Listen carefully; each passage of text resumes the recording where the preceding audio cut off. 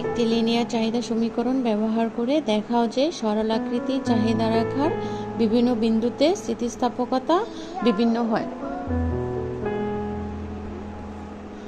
সরলাকৃতির চাহিদা রেখার বিভিন্ন বিন্দুতে স্থিতিস্থাপকতা নির্ণয় করার জন্য একটি লিনিয়ার চাহিদা সমীকরণ ব্যবহার করা যেতে পারে।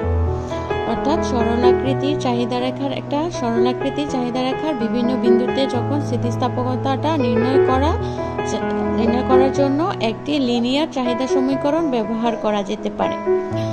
লিনিয়ার চাহিদা সমীকরণটা যেমন Q সমান 20 - 4p এবং এখানে হচ্ছে EP -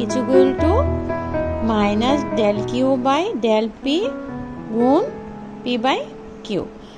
লিনিয়ার চাহিদা সমীকরণটা থেকে আমরা সরলাকৃতির বিভিন্ন স্থিতিস্থাপকতার মানটা নির্ণয় করতে পারি। এটা হচ্ছে লিনিয়ার সমীকরণের বা চাহিদা সমীকরণের সূচিটা কি বিবেচ্য বিন্দু, আর ইপি হচ্ছে সমীকরণ, D = 0, B হচ্ছে 0.25। এটা আমরা ভালোভাবে আলোচনা করতে পারি।